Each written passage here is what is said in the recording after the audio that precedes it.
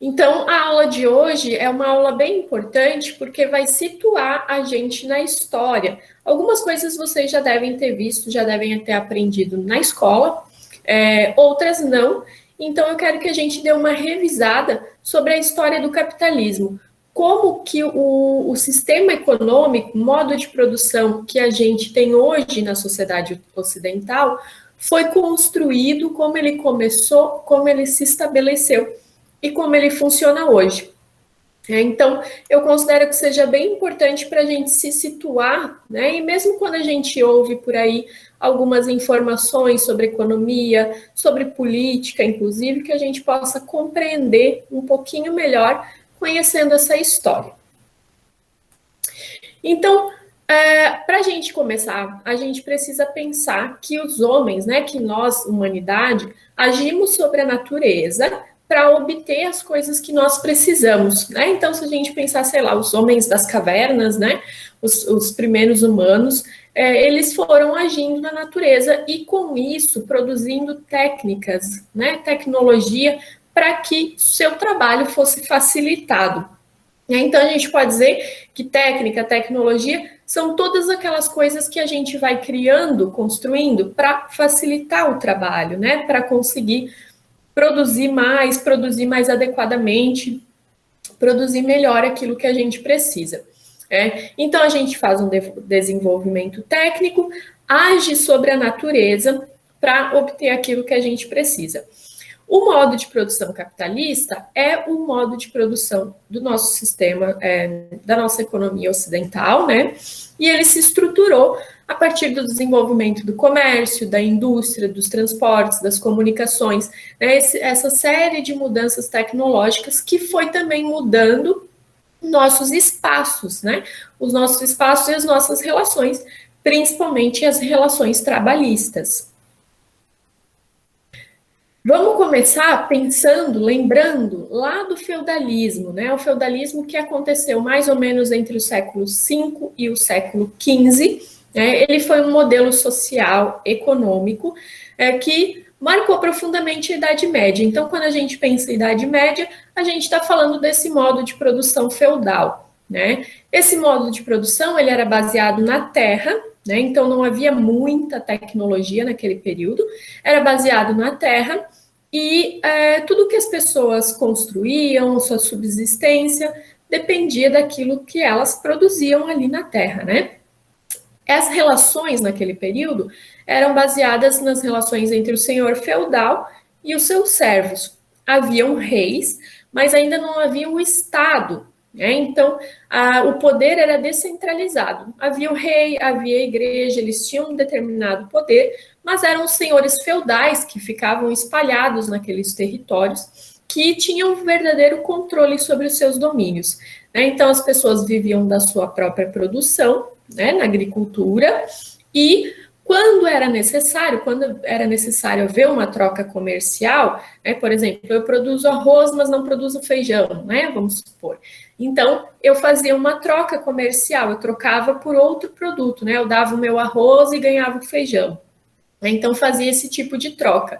Quando precisava mais do que isso, eram utilizados moedas, mas a principal forma de trocar mercadorias eram pelo escambo, né? Que é essa troca, eu te dou isso que eu produzo e você me dá o que você produz.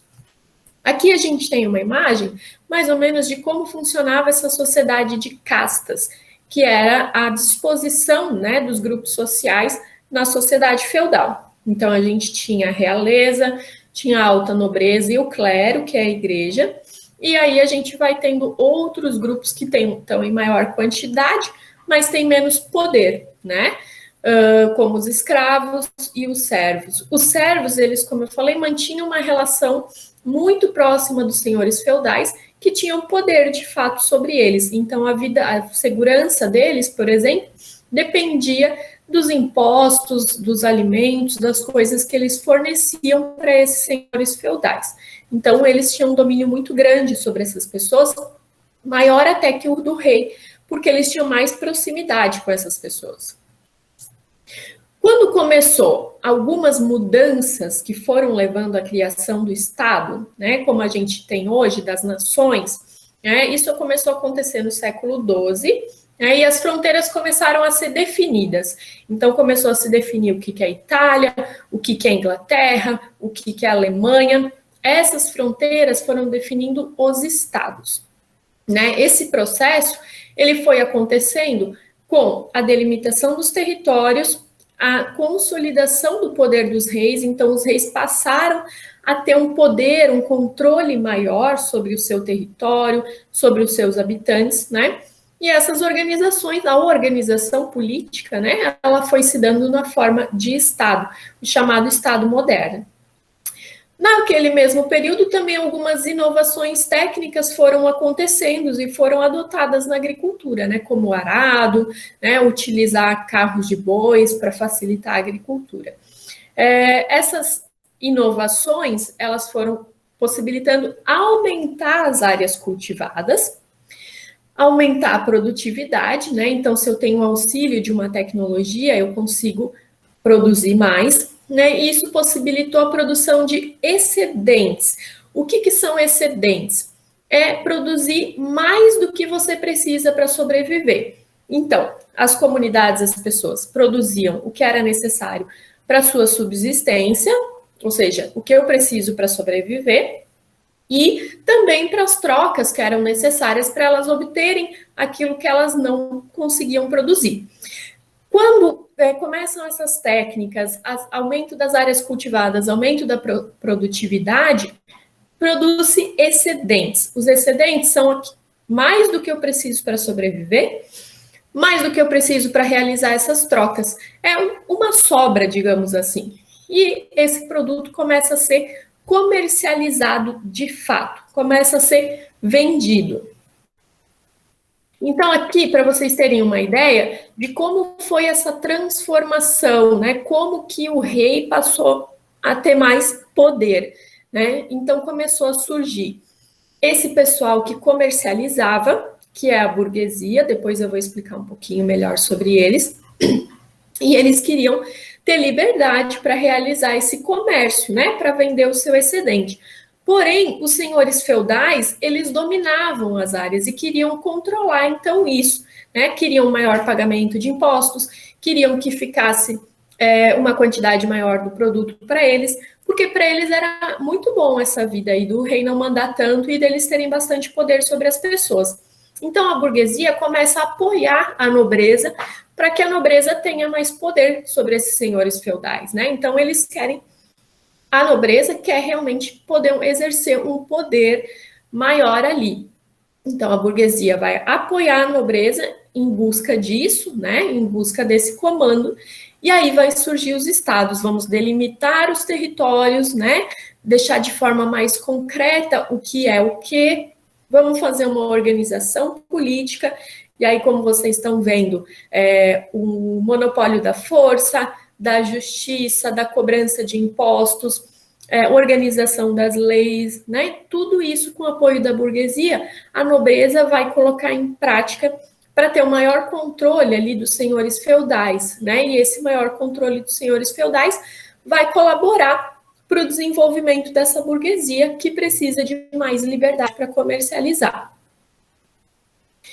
Então, aí a gente vê o desenvolvimento de fato do comércio, né? Quando acontece essa união ali e a formação dos estados, né? Os senhores feudais perdem o poder, né? Perdem pelo menos uma quantidade de poder, e isso vai impulsionar o crescimento das cidades, né? Então, fora dos castelos reais, vão surgindo localidades, né? Para as pessoas morarem, para as pessoas fazerem feiras. Então, nessas feiras, elas vão comercializar, né, aquele excedente que elas estão produzindo. Podem vir pessoas de outros lugares, né, de outros territórios, compartilhando, né, fazendo essa venda desses produtos que alguns não produzem ou que outros estão produzindo em excedentes, né? Essas feiras, elas começaram a se tornar centros urbanos. Mais pessoas começaram a vir, mais pessoas começaram a morar perto de onde elas aconteciam, né? Então, começou uma expansão do comércio, uma verdadeira expansão do comércio e das cidades, que possibilitou a formação desse novo grupo que eu citei anteriormente, que é a burguesia. A burguesia é uma camada social que se dedicava, sobretudo, ao comércio, né? Então, essa camada, ela vai conseguindo mais força, mais poder econômico, vai se aliar à monarquia para conseguir fazer os seus negócios, né? E vai possibilitar a formação, vai colaborar na formação dos estados nacionais, do Estado moderno. Esse grupo social se dedicava basicamente ao comércio, né? Então, eles produziam aquele excedente e iam vender aquela produção a mais que eles tinham. Aqui a gente tem uma imagem, uma ilustração do que seria uma praça de um mercado, né, para a gente ter uma ideiazinha assim de como funcionavam aquelas feiras, como o pessoal se organizava para aquelas feiras e o desenvolvimento das cidades ao redor, então, delas. Os burgueses começaram a vender seus produtos por um valor superior ao de custo. Então, eu estou produzindo um excedente e eu tenho um gasto para produzir esse excedente, esse produto, né, essa matéria-prima. Então, sei lá, eu estou produzindo meu arroz, eu tenho um gasto para produzir esse arroz e eu vou vender o que sobrar dele pelo preço desse gasto. Não, a burguesia vai começar a vender pelo um preço superior ao de custo. Então, vamos supor, eu gasto 10 reais, vamos pensar uma conta pequenininha. Eu gasto 10 reais para produzir 1 quilo de arroz, eu vou agora, então, cobrar 15 reais por esse quilo de arroz e não só 10 reais. Então, se eu estou cobrando pelo valor de custo, eu vou ganhar, vou vender por 10 reais. Se eu estou vendendo por um valor superior ao de custo, eu vou vender, por exemplo, por 15 reais.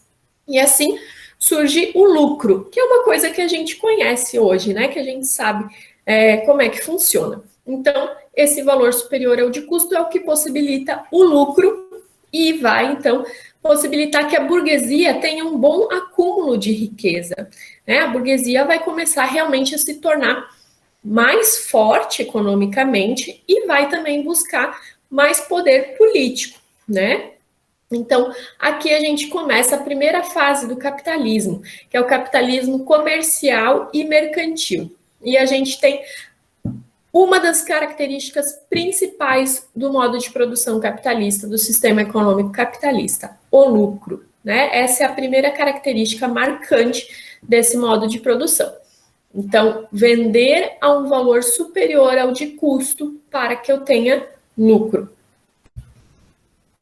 O capitalismo comercial, mercantil, ele ganha mais força ainda com as grandes navegações. As grandes navegações, elas vão possibilitar a expansão do comércio, né? Então, imaginem que antes eu vendia ali naquela feira, né? Para algumas pessoas que vinham de lugares próximos, para pessoas que viviam por ali mesmo. Com as grandes navegações, eu vou vender muito mais longe, né? E eu também vou buscar outros produtos que eu possa vender, né? Então, o reconhecimento da esfericidade da Terra, né? Confirmar que a Terra era redonda, ela significou uma grande mudança, porque a partir disso, os europeus perceberam que eles podiam ir além mar, né? Que eles realmente podiam descobrir outros territórios navegando. Né? Então, eles entenderam, bom, se eu sair daqui e seguir sempre em linha reta, o máximo que pode acontecer é eu parar no mesmo lugar de onde eu vim. Né? Então, eles começaram a se aventurar, né, e fazer expansão marítima e conheceram o que foi chamado de Novo Mundo, né? Descoberto o Novo Mundo, eles passaram a ocupar essas terras, né?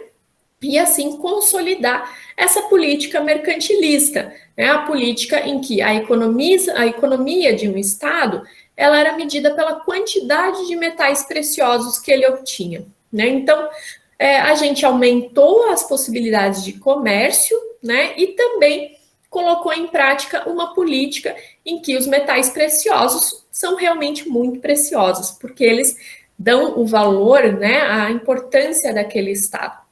E aí a gente vê, né, toda a especulação, né, toda a invasão que houveram nesses países, né, das Américas, da África, em busca de metais preciosos, como o ouro. A ocupação dessas terras, como vocês devem lembrar, ela se baseava na exploração dos recursos naturais, né? E para isso promoveu o extermínio das populações que já habitavam aqueles locais e também a escravização daqueles povos, né? E de outros também. Então, aqui no Brasil, por exemplo, índios foram exterminados, foram escravizados, negros que vinham da África foram escravizados por aqui também. Então, foi nessa base, né, que o capitalismo mercantil foi se desenvolvendo ainda mais. A primeira revolução industrial, ela foi obtida, ela teve força para acontecer com aqueles eventos das grandes navegações, né, que possibilitaram a intensificação das trocas comerciais, né, e a partir dali começou a se estruturar um comércio mundial, né, foi o que a gente onde a gente pode dizer que começou a globalização. Nesse processo, quem assumiu a liderança foi a Inglaterra, porque a Inglaterra é que tinha mais capitais acumulados, né? Então foi a Inglaterra que se desenvolveu mais nesse capitalismo mercantil, naqueles comércios, o desenvolvimento da burguesia, mas também nessa fase do capitalismo mercantil, né? Ela também conseguiu acumular mais metais preciosos, né? E por isso ela teve mais força, então, para começar a Revolução Industrial, para começar essa série de mudanças tecnológicas. A primeira Revolução Industrial, ela foi marcada pelo uso do vapor como fonte de energia e também pela divisão do trabalho, né? Então passou a acontecer uma nova organização do modo como se produzia as coisas, visando o aumento da produtividade. Então a gente tem uma nova forma de produzir, né, que é usando o vapor, e também uma nova forma de organizar essa produção, né? A produção passou a acontecer em grandes unidades fabris, então, em vez de eu trabalhar com a minha família em uma produção, né, na minha propriedade, na minha casa, essa produção passou a acontecer em unidades fabris, em fábricas, e também com uma outra forma de divisão do trabalho. Então, se ali naquele meu grupo familiar nós fazíamos sapatos, né, por exemplo, mesas, a gente construía em conjunto aquelas mesas. Com essa revolução industrial se passou a haver uma divisão do trabalho. Como vocês podem ver ali na imagem, as pessoas passam a construir cada uma um pedaço daquela mesa, uma parte daquele sapato, né? A ideia é que isso possibilitaria mais produtividade. Então, vejam que desde o início, quando nós estamos falando do desenvolvimento de tecnologia, do aumento da produtividade, isso é fundamental nesse modo de produção capitalista, né? Com o aumento da produção, é possível diminuir os preços, né? Então, tornar as coisas mais baratas e expandir o mercado, levar nossos produtos para mais lugares, vender mais por aí. Quando aconteceu essa revolução, foi estabelecida outra característica fundamental do sistema capitalista.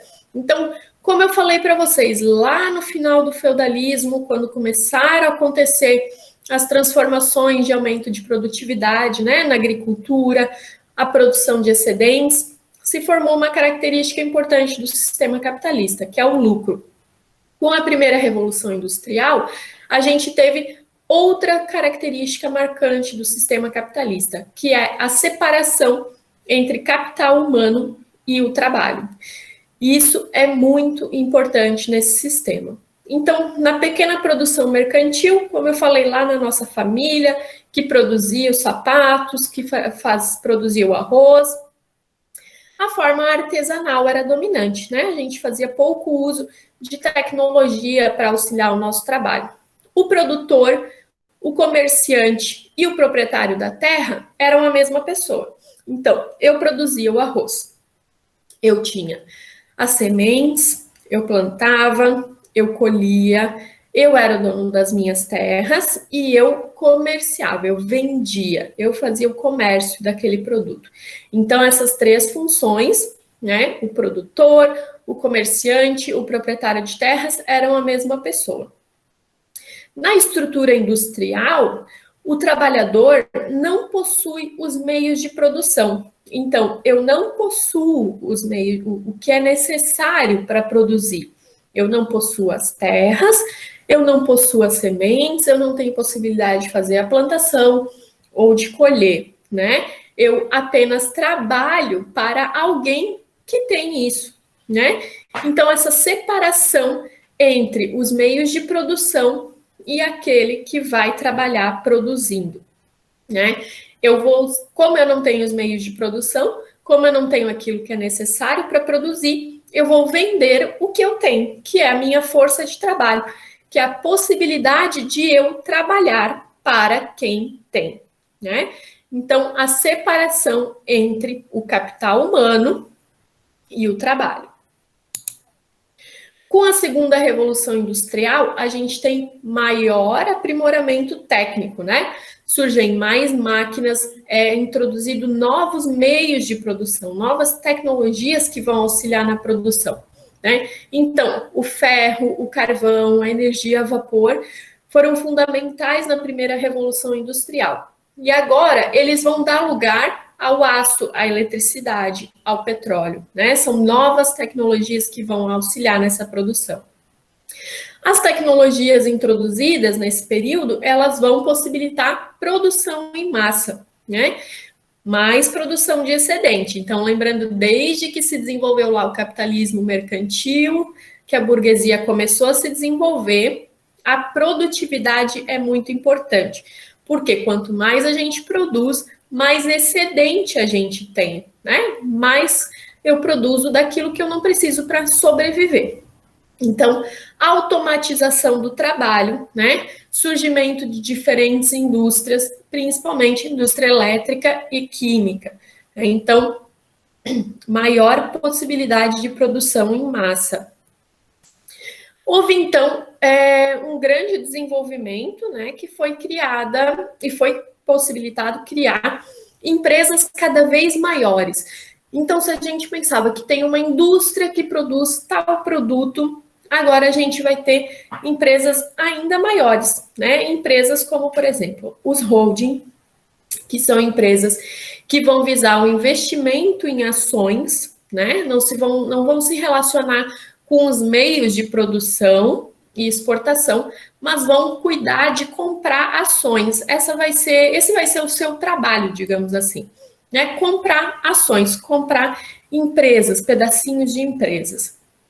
A gente tem o trust, né, que a gente tem o cartel, né, que é quando o número de empresas se une para derrubar pequenas empresas que estão crescendo, né? Então, a gente tem, por exemplo, cervejas artesanais que estão se desenvolvendo, estão crescendo. Aí, o que a Ambev faz? Ela vai lá, une Brahma, Skol, Antártica, passa a controlar essas outras empresas para que elas possam derrubar essas pequenas empresas que estão surgindo. E a gente tem, então, os trusts, que são quando essas empresas se unem, né? Então, elas continuam sendo as mesmas, eu continuo tendo a Perdigão, continuo tendo a Sadia, mas agora eu tenho a Brasil Foods, que representa essas duas empresas, né? Então, isso é um trust. Então, percebam que a gente passa a ter não só as empresas, as indústrias, os donos dos meios de produção e aqueles que vendem a sua força de trabalho, mas a gente tem a criação de empresas maiores que vão buscar eliminar a concorrência. Na segunda revolução industrial também cresce o papel dos bancos, né? Dos bancos e da Bolsa de Valores. Eles vão se tornar centrais na economia e vão, então, dar um início ao capitalismo financeiro, né? Vai começar a ter uma união entre o capital bancário, que é esse dinheiro de depósitos, de aplicação, de poupança, e o capital industrial, que é quem tem as máquinas, os prédios, vai começar a ter uma união entre esses dois tipos de capital para gerar lucros para ambos os lados. A Bolsa de Valores, então, ela funciona como um mercado de negociação de ativos. Esses ativos financeiros eles são as ações, né? Que são pequenos pedacinhos das empresas. Então, ao comprar uma ação, a gente se torna um sócio da empresa, né? A gente se torna alguém que tem um pedaço dessa empresa. Como eu falei aqui, ó, os holdings, eles tratam de empresas que trabalham com a Bolsa de Valores, né? Que vão comprando ações para conseguir obter um lucro através da compra dessas ações. Então, eu compro um pequeno pedaço de uma empresa, essa empresa é mais valorizada, menos valorizada, tem mais investimento de capital, mais investimento bancário, tem mais pessoas que estão investindo, apoiando ela, e eu ganho juntamente com esse investimento que outras pessoas também estão fazendo. 2 filmes interessantes para vocês verem sobre isso. O Lobo de Wall Street e Jogo do Dinheiro. Esses 2 filmes mostram como funciona a Bolsa de Valores. É bem interessante a gente assistir, porque muitas vezes a gente não faz ideia de como é que é, né? É uma coisa meio abstrata, assim, né? Mas esses filmes ajudam a gente a compreender um pouquinho sobre como é. Final da Segunda Guerra Mundial, a gente começa a terceira revolução industrial. Então, muita tecnologia foi criada naquele período, inclusive para vencer a guerra, né? Houve muito investimento em tecnologia. Então, a gente começa a ver acontecer a robótica, a genética, a informática, as telecomunicações, a eletrônica. Tecnologias, como eu falei, que foram criadas, utilizadas, inclusive para manter e para se vencer a guerra, né? Esses estudos começaram a mudar o sistema produtivo, mais uma vez, mudar a maneira como as coisas são produzidas. Então, aquele objetivo que a gente viu lá atrás, né? Produzir mais em menos tempo, né? Maior produtividade, produção em massa, produzir excedente. Ele, empregando essas tecnologias mais avançadas, né, foi mais possível ainda, estava mais na mão ainda daqueles capitalistas, né, aquela galera lá que a gente chamava de burguesia, eles foram tendo maiores possibilidades de reunir capital. Para isso, precisava de uma mão de obra mais qualificada. Então, cursos superiores, cursos técnicos também se tornaram mais importantes nesse período, né? Ganharam mais relevância, porque era preciso pessoas que soubessem lidar com essas tecnologias. Nesse período, a gente tem o desenvolvimento do Fordismo, que vocês já devem conhecer também, e do Toyotismo, né? Henry Ford e a Toyota desenvolveram modos de produção para conseguir produzir mais em menos tempo e com menos desperdício. A gente tem, mais recentemente, a 4ª Revolução Industrial, e essa 4ª Revolução Industrial ainda não acabou, né? Ela está acontecendo. A 4ª Revolução Industrial, ela vai pegar essas tecnologias lá da 3ª Revolução Industrial, a robótica, genética, informática, telecomunicações, eletrônica, e vai uni-las, né? Ela vai fazer uma sinergia. Então, ela não vai mais usar isoladamente essas tecnologias, né? Mas ela vai fazer uma conexão, né? E é uma conexão entre o mundo digital e o mundo físico, né? Então, aquilo que é biológico vai começar a se misturar, né, com aquilo que é digital. Isso faz com que a gente tenha uma cadeia produtiva totalmente conectada, né? A gente vai ter uma manufatura muito avançada. Os processos, eles vão se adaptar às necessidades da produção, né? A automação, aquilo que a gente conhece como uso, né? Cada vez maior de máquinas, né? Substituindo o trabalho humano. Isso faz com que a produção seja maior, né? A gente consiga produzir mais em menos tempo e com menos erro. Então, aqui uma pequena imagem para vocês do que foram essas revoluções industriais, né? Quais as possibilidades, né, de aumento da produção que elas trouxeram.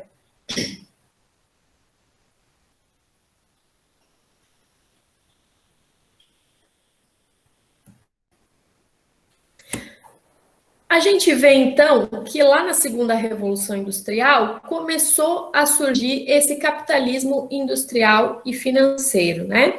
Então, as revoluções industriais, elas impulsionaram o sistema capitalista.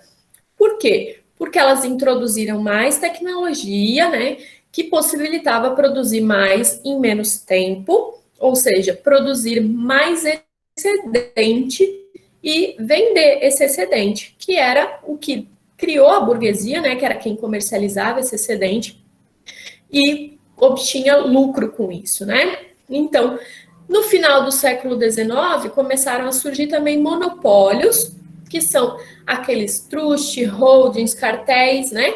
Grandes empresas que tiveram fusões e passaram a controlar o mercado.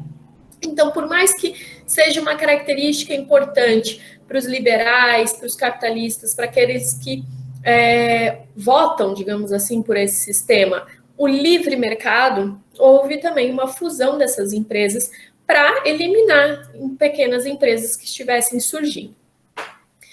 Com esse período também, os bancos, as instituições financeiras assumiram um papel mais importante, né, e deram início, então, ao capitalismo monopolista ou capitalismo financeiro, que é o que a gente vive hoje.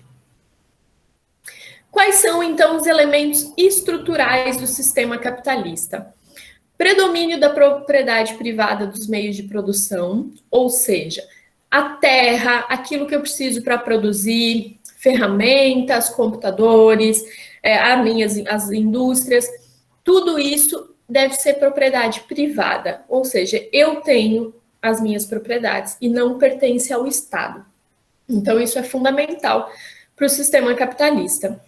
As atividades econômicas são desenvolvidas com o objetivo de obter lucro, né? Isso a gente viu aí lá no final do feudalismo, como a produção de excedente começou a ser comercializada pelos burgueses e com o tempo eles também passaram a cobrar um valor a mais que o valor de custo dos produtos, né? Então, eles passaram a ter o objetivo de obter lucro. Outra característica importante aí é a divisão da sociedade em classes, né? A gente pode hoje citar várias classes, mas fundamentalmente são os capitalistas e os trabalhadores, né? Os capitalistas são aqueles que têm os meios de produção. E aí, quando a gente está falando desses capitalistas, hoje, principalmente, a gente está falando de grandes bancos e esses grandes monopólios, né? Grandes indústrias que sobrevivem dessas ações, que tem uma ocupação muito grande no mundo, né? Então, às vezes as pessoas confundem, acham que o pequeno empresário, né, que quando a gente fala de taxar fortunas, coisas assim, a gente está falando daquele empresário que tem um mercadinho ali na esquina, ou uma pequena empresa, não, né? Se tratam dessas grandes empresas, desses monopólios, desses bancos. Então, esses capitalistas e os que vendem a força de trabalho para os capitalistas, né? Aqueles que não têm os meios de produção e vão, então, vender a sua força de trabalho. Lembrando lá da distinção, né, entre o trabalho humano e o capital. Outra característica estruturante, relações de trabalho com predomínio do trabalho assalariado. Não é escravidão, não deve ser, nem servidão, que é quando você trabalha em troca de alimento, de casa. As pessoas que não são donas dos meios de produção, elas vendem a sua força de trabalho, né? Então, as minhas horas do dia, a possibilidade que eu tenho de produzir, é o que eu vendo e, em troca disso, eu recebo um salário. Outra característica importante do sistema capitalista é que ele tem crises cíclicas. Essas crises estão relacionadas à superprodução, à especulação financeira, a problemas políticos. Então, faz parte do sistema capitalista ter crises. Algumas das mais importantes foi a crise de 1929 nos Estados Unidos, relacionada à superprodução, e também a crise de 2008 relacionada à especulação financeira, né? Outra característica, nossa última característica fundamental aqui, é a concentração de capitais em determinados países. Então, a gente tem aquelas empresas que vão gerando um monopólio, vão gerando uma ocupação para vencer as pequenas empresas, e essas empresas, elas fazem parte de alguns países, né?